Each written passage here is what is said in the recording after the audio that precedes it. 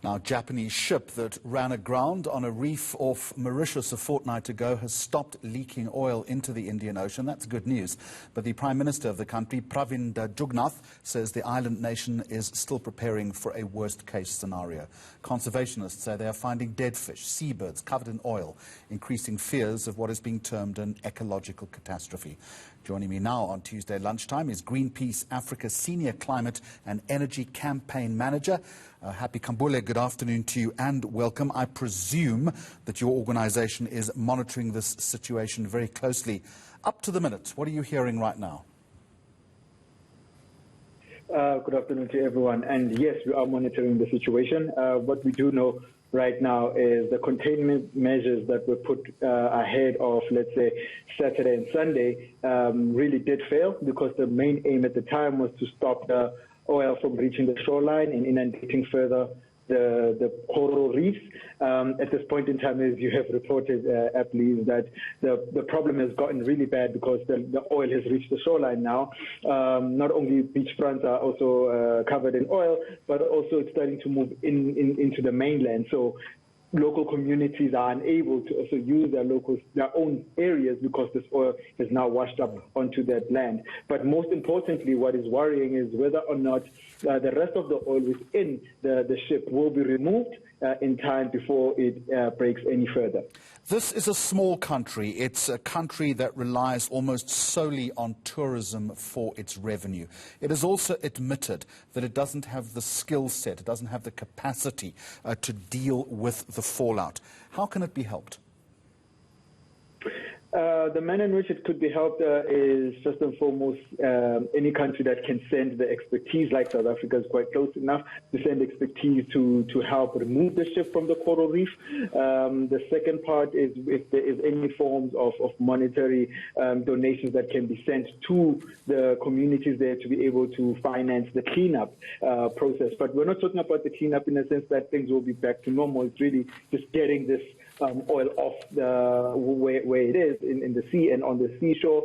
But the main thing will be that pressure needs to be applied on the company to make sure that it pays for the damages that are being felt by the community, not only as a result of the oil issue, but also the intended or the unintended economic impacts that will be felt, because fishing is quite key to the industry and tourism is quite key to the economy of the island. And just finally, there's a wider issue at play here, isn't there, which your organisation has raised, and that's about the transport of fossil fuel products.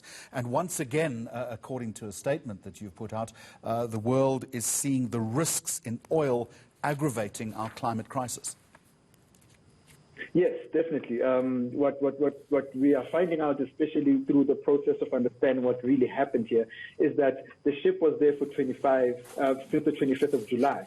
So there's been quite a long period of time where inaction happened. And the reason for the inaction is that oil companies, or the fossil fuel majors of the world, have been able to basically chart a path between the international waters and the territorial waters of the island and call it an innocent passage. And essentially what that means is that no one from the country or no government, particularly the island government, can hold them accountable to what happens within that passage.